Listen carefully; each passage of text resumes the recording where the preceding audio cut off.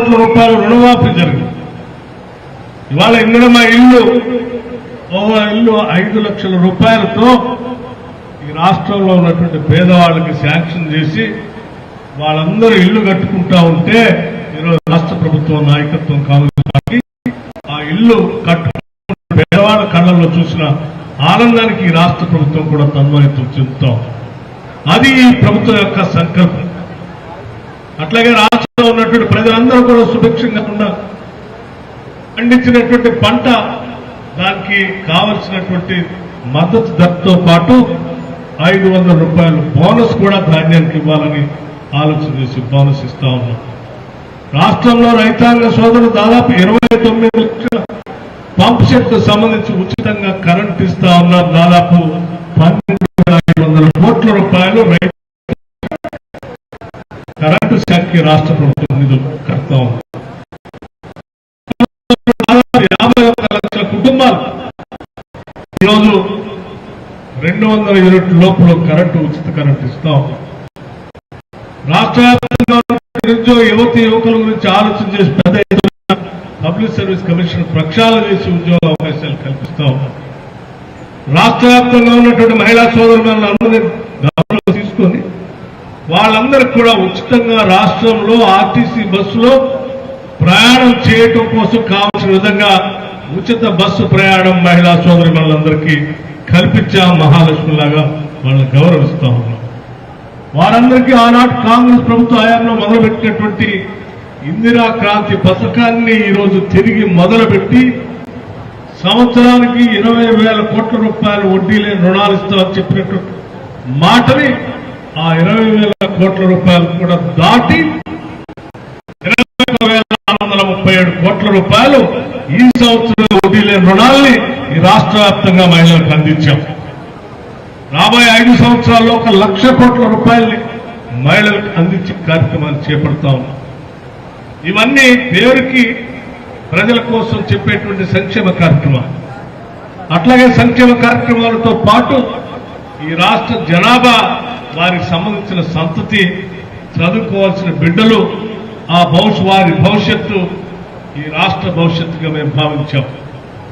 అందుకే రాష్ట్రంలో ఉన్నటువంటి వేలాది మంది కుటుంబాలకు సంబంధించిన లక్షలాది మంది కుటుంబాలకు సంబంధించిన పేద బిడ్డల చదువు ఈ రాష్ట్ర ప్రభుత్వం బాధ్యతగా తీసుకొని మీ పిల్లల భవిష్యత్తు మా భవిష్యత్తు, వాళ్ళందరి బాధ్యత మా బాధ్యత అని చెప్పి ఈరోజు ప్రకటన చేసి ఈరోజు రాష్ట్ర వ్యాప్తంగా ఉన్నటువంటి రెసిడెన్షియల్ పాఠశాలల్లో 40% డైట్ ఛార్జెస్ పెంచాం.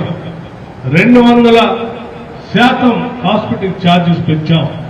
ప్రతి శాసనసభ నియోజకవర్గంలో 25 ఎకరాలకు తగ్గకుండా ఒక్కొక్క శాసనసభ నియోజకవర్గంలో 25 ఎకరాలకు తగ్గకుండా ఉండేటువంటి క్యాంపస్ లో ప్రపంచంతో పోటీ పాఠశాలని ఈ సంవత్సరమే శాంక్షన్ చేసింది.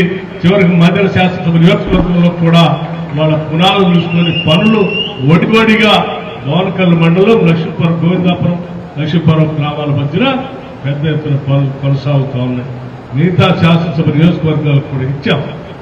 రేపొద్దున పాఠశాలలో చదివేటువంటి పిల్లలు ఈ రాష్ట్రంలో ఉన్నటువంటి వాళ్ళతో, ప్రైవేట్ పాఠశాలలో ఉన్నటువంటి వాళ్ళతో కాదు, ఈ దేశంలో ఉన్నటువంటి వాళ్ళతో కాదు, ప్రపంచంతో పోటీ పడే స్థాయిలో అద్భుతమైనటువంటి English medium coaching centres, digital learning తో సహా ఆ పాఠశాలలో ప్రవేశపెట్టి ముందుకు తీసుకొని పోతాం. ఇదంతా పేదలకి, మధ్యతరగతి కుటుంబాలకి ఉపయోగపడేటువంటి వ్యవస్థను ఏర్పాటు చేస్తాం.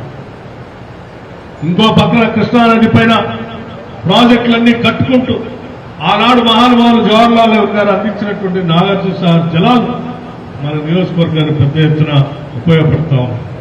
అటువంటి జలాలు ఇంకా పెద్ద ఎత్తున అటు పాలమూరుకి కానీ, రంగారెడ్డికి కానీ, నల్గొండకు కానీ పెద్ద ఎత్తున తీసుకొని వచ్చి మన ప్రాంతానికి కూడా విరివిగా సాగర్ జలాలు ఇబ్బంది లేకుండా చేసే కార్యక్రమాన్ని ప్రాజెక్టులు చేపడతా ఉన్నాం.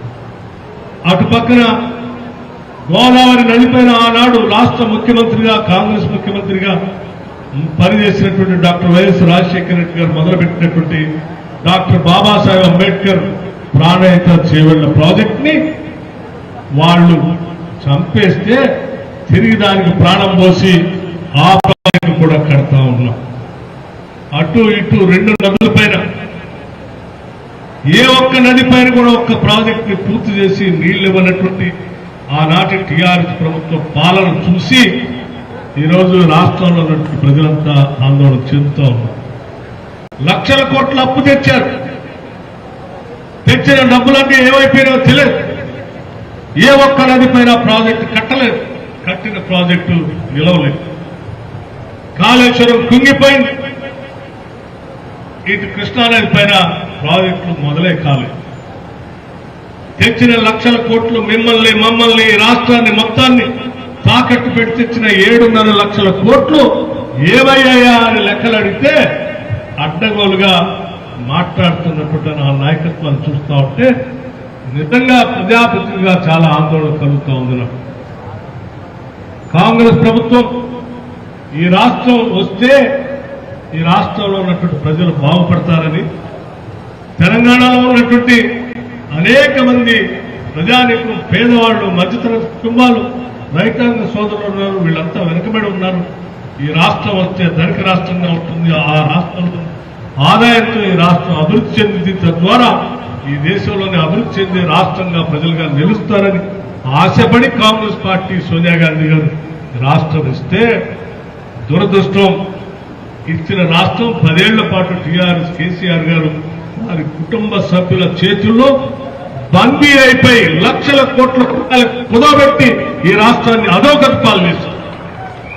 కేవలం ఈ రాష్ట్రాన్ని అధోగతి పాలు చేయటమే కాదు, ఆర్థికంగా విధ్వంసం చేశారు. పాలనా పరంగా ఉన్నటువంటి వ్యవస్థలన్నింటినీ విధ్వంసం చేశారు. ఒక వ్యవస్థ లేదు, ఒక విధానం లేదు, ఒక పాలన పరిస్థితి లేదు. కొన్ని దశాబ్దాల పాటు ఆనాటి కాంగ్రెస్ ప్రభుత్వాలు దేశవ్యాప్తంగా పాలనాపరమైనటువంటి నియమ నిబంధనలతో కూడినటువంటి పాలన స్పష్టంగా అందిస్తే 10 ఏళ్లు కేవలం కుటుంబ అవసరాల కోసం రాష్ట్రాన్ని తాకట్టు పెట్టి వ్యవస్థలన్నింటినీ పూర్తిగా ఎత్తేసి చిన్నాభిన్నం చేసి 10 ఏళ్ల పాటు మాకు అందించిన తెలంగాణ చూస్తా ఉంటే కడుపు తరక్కిపోతా ఉంది. ఇచ్చిన తెలంగాణ ఆనాటి కాంగ్రెస్ ఆశలు, కోరికలు ఈ రకంగా అయిపోయినటువంటి బాధాభావం కలుగుతూ ఈనాడు ముఖ్యమంత్రి గారు కానీ, కేబినెట్ సహచరులు కానీ, లేకపోతే అధికార యంత్రాంగం కానీ లోతుల్లోకి వెళితే జరిగినటువంటి ఆ ఆందోళనకరమైనటువంటి విధ్వంసం దాన్ని సరిచేయటానికి 24 గంటలు పనిచేస్తే కూడా సరిపోనంత విధ్వంసం ఈరోజు రాష్ట్రంలో జరిగింది. ఆ విధ్వంసాన్ని, ఆర్థిక విధ్వంసాన్ని, పాలనా విధ్వంసాన్ని సరిచేయటానికి మేము ఉరుకులు పరుగులతో పనిచేస్తే తప్ప ఆశపడి ఈ రాష్ట్రం బాగుపడాలని, అభివృద్ధి చెందాలని ఆశించి ఇచ్చిన తెలంగాణ ప్రజానీకం నిజంగా ఇబ్బందులు పడతారనేటువంటి భయం, బాధతో ఈరోజు 24 గంటలు ఈ రాష్ట్ర ముఖ్యమంత్రి దగ్గర నుంచి కేబినెట్ సహచరులంతా పనిచేస్తూ ఉన్నారు. ఒక్క దగ్గర ఒక్క నిమిషం ఆగినా ఈ రాష్ట్రానికి నష్టం జరుగుతుంది. ఉరుకులు పరుగులతో ప్రతి నిమిషాన్ని ఈ రాష్ట్రాన్ని బాగు చేయటానికి, ఈ రాష్ట్రంలో విధ్వంసమైన వ్యవస్థలు గాడికి పెట్టడానికి, తెచ్చిన అప్పుల్ని తీర్చడానికి, అట్లాగే ఆగిపోయిన ప్రాజెక్టులు మొదలుపెట్టి తిరిగి నీళ్లు పారించడానికి, ఆగిపోయిన మొండి ఓడలతో ఉన్నటువంటి పేదవాళ్ల ఇళ్లని తిరిగి కట్టించి గృహప్రవేశాలు చేపించడానికి, బడికి పోలేక ఆహారం సరిపోక ఆగిపోయిన బిడ్డలకి 40% పెంచి తిరిగి పోషక పదార్థాలతో కూడినటువంటి ఎదుగుదలతో అద్భుతమైన విద్య అందించడానికి ప్రయత్నం చేస్తాం. రోడ్లన్నీ 10 సంవత్సరాలు గాలికి వదిలేస్తే రాష్ట్ర వ్యాప్తంగా ఆందోళన చెంది రోడ్లు అనేది మన సంస్కృతికి, ప్రయాణానికి, అభివృద్ధికి నిదర్శనం కాబట్టి వేల కిలోమీటర్ల రోడ్లకు సంబంధించి పంచాయతీరాజ్ శాఖ నుంచి, R&D శాఖ నుంచి ఈరోజు హ్యామ్ మార్గంలో రాష్ట్ర వ్యాప్తంగా అన్ని శాసనసభ నియోజకవర్గాల్లో ఒకటేసారి ఈ సంవత్సరం రోడ్లన్నీ మొదలు పెడతా ఉన్నాం. ఓ పక్కన వ్యాపార రంగాన్ని బాగు చేస్తూ, ఇంకో పక్కన రోడ్లు మరమ్మతులు చేస్తూ, ఇంకో పక్కన ఇరిగేషన్ ప్రాజెక్టు కడుతూ యువతకు ఉద్యోగ అవకాశాలు కల్పిస్తూ, మహిళలందరికీ ఆర్థిక పరిస్థితిని కల్పిస్తూ, వడ్డీ లేని రుణాలు ఇస్తూ ఈ సంక్షేమ కార్యక్రమాలతో ముందుకు పోతూ ఈ రాష్ట్రంలో తీసుకొచ్చిన అప్పుల బారి నుంచి ఈ రాష్ట్రాన్ని బయటపడేయటం కోసం చేయని ప్రయత్నం అంటూ లేదు. ప్రధానమంత్రిని కలిశాం, దేశ ఆర్థిక మంత్రిని కలిశాం, చివరికి దేశంలో ఉన్నటువంటి బ్యాంకింగ్ వ్యవస్థలకు సంబంధించిన వాళ్ళందరినీ కలిశాం. వడ్డీ గ్రామాల్లో మనకు తెలుసు, ఏమీ లేనటువంటి వాళ్ళు పెట్టుబడి కోసం వ్యాపారస్తులు పోతే 10 రూపాయలకు 20 రూపాయలు కోటి దొరికేటువంటి పరిస్థితి ఉంది. ఈ రాష్ట్రానికి కూడా జాతీయ బ్యాంకుల నుంచి తక్కువ ధరకు దొరికేటువంటి వడ్డీని 11%, 11.5% తాకట్టు పెట్టి తెచ్చిన వడ్డీలు ఇవాళ కట్టలేక నెలకి 11,000 కోట్ల రూపాయలు వడ్డీలు అప్పు కట్టడానికి ఈ రాష్ట్రం ఇబ్బంది పడుతుంది. ఇటువంటి పరిస్థితుల్లో బ్యాంకింగ్ రంగానికి సంబంధించిన ఆర్థిక శాఖ మంత్రి గారు, ప్రధానమంత్రి, మిగతా మంత్రులు కలిసి మా రాష్ట్రం అభివృద్ధి చెందాల తెచ్చిన అప్పులకు సంబంధించిన వడ్డీ రేట్లు తగ్గించే విధంగా రీస్ట్రక్చరింగ్ చేయాలని చెప్పి రాష్ట్ర ప్రభుత్వం ఆలోచన చేసి తిరిగి చివరికి మేము 26,000 కోట్ల రూపాయల్ని 11.5% ఉన్న వడ్డీని కుదించి 8%, 9% తీసుకొచ్చి ఈరోజు ఈ రాష్ట్ర ఆర్థిక పరిస్థితి ఘాట్లో పెడతాం. అనుక్షణం తప్పిస్తా ఉన్నాం. కారణం ఈ రాష్ట్రం ఇచ్చింది కాంగ్రెస్ పార్టీ. ఈ రాష్ట్ర ప్రజల ఆకాంక్షలు నెరవేర్చాలని తపన పడ్డది కాంగ్రెస్ పార్టీ.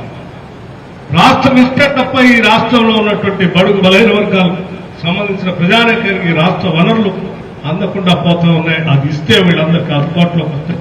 తద్వారా రాష్ట్ర ప్రజలు, రైతాంగ సోదరులు అభివృద్ధి చెందుతారని ఆశపడి మేము ఇస్తే ఆ ఇచ్చిన రాష్ట్రాన్ని ఏదో ఏనగాసి నక్కల పాలైనట్టు పోయిపోయి ఆ టీఆర్ఎస్ కేసీఆర్ కుటుంబ చేతుల్లో పడి ఈ రాష్ట్ర ఆర్థిక వనరులన్నీ విధ్వంసం అయిపోయి, వనరులు పోయి అప్పుల పాలై పాలనా వ్యవస్థ విధ్వంసం అయి అగాధంలో కూలిపోతా ఉంటే ఈరోజు కాపాడే కార్యక్రమం తీసుకొని ముందుకు పోతా ఉన్నాం.